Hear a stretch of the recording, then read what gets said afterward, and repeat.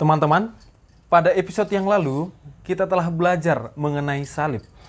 Dan sekarang kita tahu bahwa salib pada masa kehidupan Yesus digunakan sebagai sarana untuk menghukum para penjahat dan juga para pemberontak. Dan itu sebagai lambang kehinaan. Namun Allah menggunakan salib sebagai sarana untuk menyelamatkan manusia. Nah, teman-teman, pada kesempatan kali ini kita akan bersama-sama belajar mengenai Roh Kudus. Kita akan mendalaminya, pengertian dan makna Roh Kudus, dan peran Roh Kudus dalam pencurahan, dan juga peran Roh Kudus dalam kehidupan Yesus, serta peran Roh Kudus dalam gereja. Mari kita simak bersama-sama video berikut ini. Selamat datang di Kris, Katekese Ringkas. Konten yang mungkin membuat kamu semakin CTM, cerdas, tangguh, dan misioner.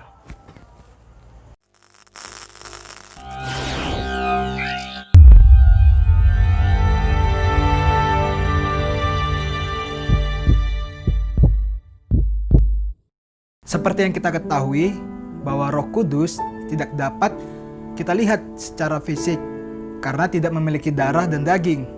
Namun, kehadiran Roh Kudus dapat dikenali dan bisa dilihat juga melalui gambaran burung merpati dan lidah-lidah api. Roh Kudus merupakan pemberian Allah yang diberikan kepada seseorang untuk memenuhinya, sehingga Roh Kudus sering digambarkan turun atas seseorang. Nah, Roh Kudus juga menampakkan diri dengan macam-macam rupa dan bekerja dengan berbagai cara seperti menaungi, turun, dan memenuhi.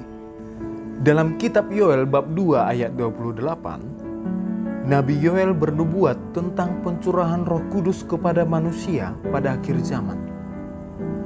Nubuat Yoel itu terungkap dalam kehidupan Yesus pada saat pembaptisannya.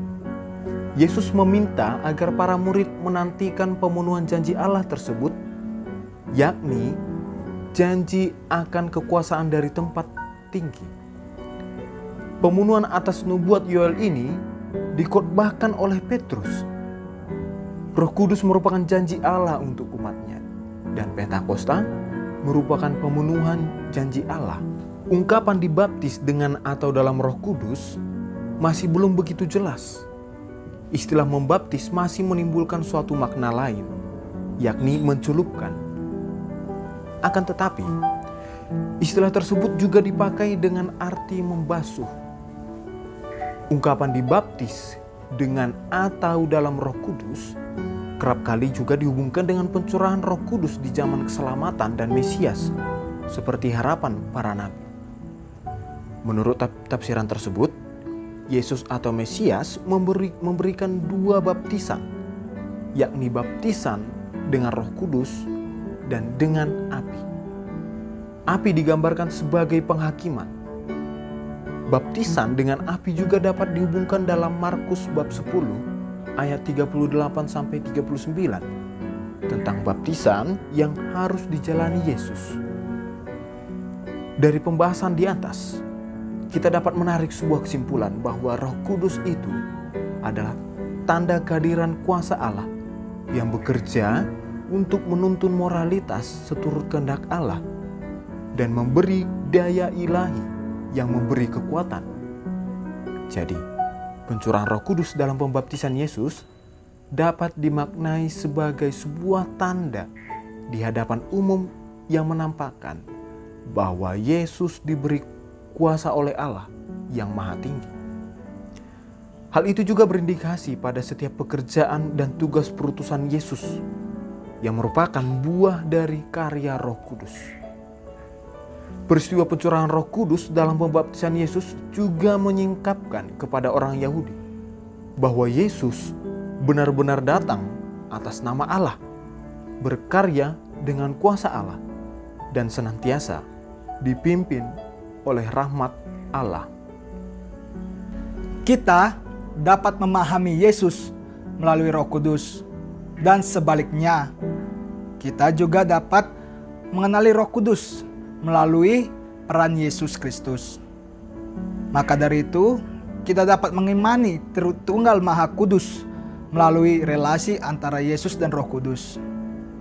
Secara ringkas, ada beberapa peran Roh Kudus dalam kehidupan Yesus Kristus, yakni Roh Kudus yang menjadikan Yesus dikandung oleh perawan Maria, menguatkan Yesus hingga akhir, memenuhi Yesus, menuntun Yesus ke padang gurun, membawa Yesus ke Galilea, Roh Kudus sebagai pengurapan, dan memberikan sukacita.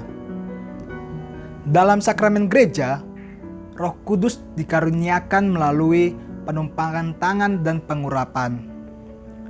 Roh Kudus memanggil umat ke dalam pelayanan gereja dan menganugerahkan rahmat yang dibutuhkan untuk membaharui gereja, serta memimpin kita untuk lebih mendalam ke dalam persekutuan Allah. Adapun rahmat yang dicurahkan melalui Roh Kudus itu, seperti buah-buah roh, memberikan keberanian untuk mewartakan Injil, memberi hikmat, membaptis orang-orang yang percaya, dan mencurahkan karunia-karunia. Terima kasih telah menonton channel ini. Semoga kamu semakin CTM, cerdas, tangguh, dan misioner. Dan jangan lupa juga untuk like, komen, dan subscribe. Dan juga silakan men-sharekannya kepada teman-teman yang lainnya. Terima kasih.